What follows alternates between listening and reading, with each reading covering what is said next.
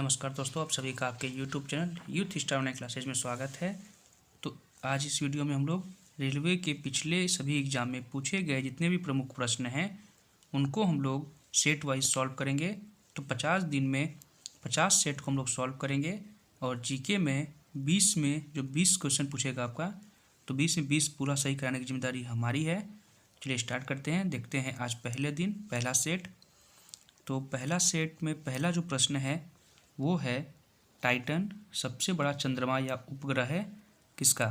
4 विकल्प आपके सामने हैं, मंगल, बृहस्पति, शुक्र और शनि। तो जो इसका सही जवाब होगा वो होगा शनि। शनि का सबसे बड़ा जो उपग्रह है वो टाइटन है और सौरमंडल में सबसे बड़ा उपग्रह भी टाइटन ही है। दूसरा प्रश्न है संविधान के किस प्रावधान द्वारा अस्पृश्यता का उन्मूलन किया गया है। तो इसका सही जवाब होगा अनुच्छेद 17 में। नेक्स्ट है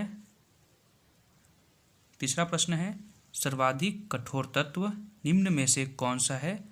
तो इनमें जो हीरा है वो सबसे कठोर तत्व है, तो ऑप्शन ए आपका सही होगा, हीरा।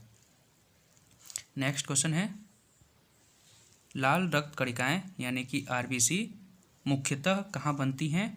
तो इसका सही जवाब होगा ऑप्शन डी, अस्थि मज्जा में आरबीसी बनती हैं। नेक्स्ट है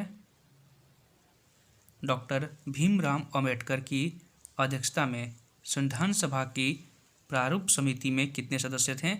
तो जो भीमराव अंबेडकर थे वो संविधान की प्रारूप समिति के अध्यक्ष थे। तो इसे पूछा है कि सदस्य कितने थे प्रारूप समिति में, तो टोटल 6 सदस्य थे प्रारूप समिति में।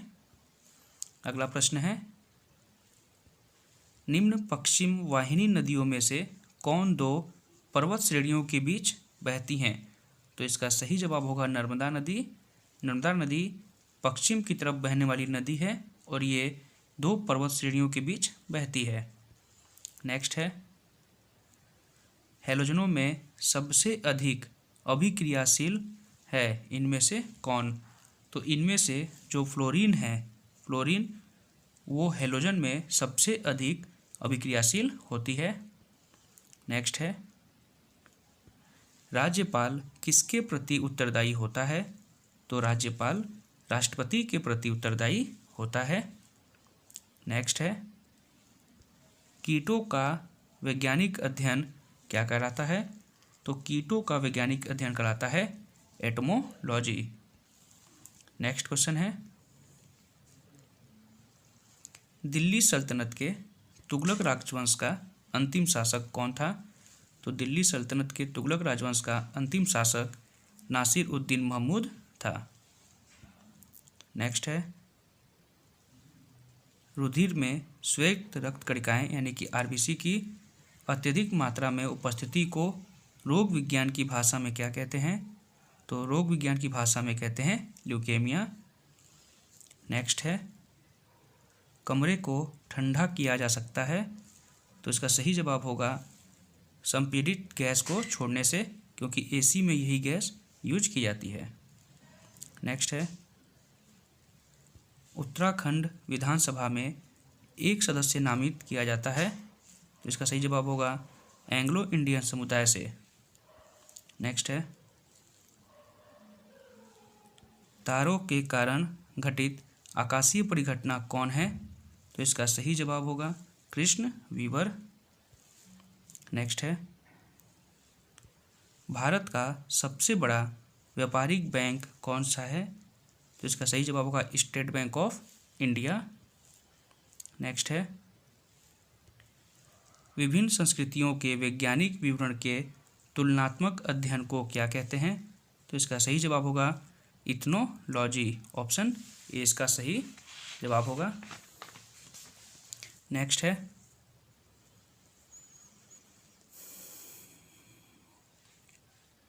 नेक्स्ट क्वेश्चन है महात्मा गांधी राष्ट्रीय रोजगार गारंटी योजना में आयोजना बनाने, संपादन करने व क्रियान्वयन की जिम्मेदारी निम्न में से किसकी होती है। तो इसका सही जवाब होगा ऑप्शन बी, ग्राम पंचायत की। नेक्स्ट है डेजर्ट कूलर द्वारा शीतलन किस पर आधारित होता है। तो डेजर्ट कूलर द्वारा शीतलन वाष्पन शीतलन पर आधारित होता है। नेक्स्ट है, निम्नलिखित में से किस स्थान के खंडहर विजयनगर की प्राचीन राजधानी का प्रतिनिधित्व करते हैं? तो इसका सही जवाब होगा ऑप्शन डी, हम्पी। नेक्स्ट है, महायान बौद्ध धर्म में बोधिसत्व अवलोकितेश्वर को और किस अन्य नाम से जानते हैं? तो इसका सही जवाब होगा पद्मपाणि। ऑप्शन सी इसका राइट आंसर होगा। नेक्स्ट क्वेश्चन है, निम्न में से कौन सा कर केंद्र सरकार नहीं लगाती है? तो इसका सही जवाब होगा ऑप्शन बी, मनोरंजन कर केंद्र सरकार नहीं लगाती है। नेक्स्ट है, इंडिपेंडेंट लेबर पार्टी का संस्थापक कौन था? तो इसके संस्थापक थे भीमराव अंबेडकर। नेक्स्ट है, किस देश ने दिसंबर 2018 को अंतर्राष्ट्रीय व्हेलिंग आयोग से अलग होने की घोषणा की है? तो इसका सही जवाब होगा जापान ने। ऑप्शन ए राइट होगा। नेक्स्ट है, बांग्लादेश आवामी लीग की प्रमुख शेख हसीना लगातार कौन से बार बांग्लादेश की प्रधानमंत्री निर्वाचित हुई हैं? तो इसका सही जवाब होगा लगातार तीसरी बार। अंतिम क्वेश्चन है, बिहार के नालंदा जिले के पारंपरिक मिष्ठान जिसका नाम है सिलाव खाजा को जीआई टैग प्रदान किया गया है। यह मिष्ठान बिहार के अलावा और किन राज्यों में अधिक लोकप्रिय है? तो इसका सही जवाब होगा उत्तर प्रदेश और ओडिशा, यानी कि ए और बी दोनों। धन्यवाद।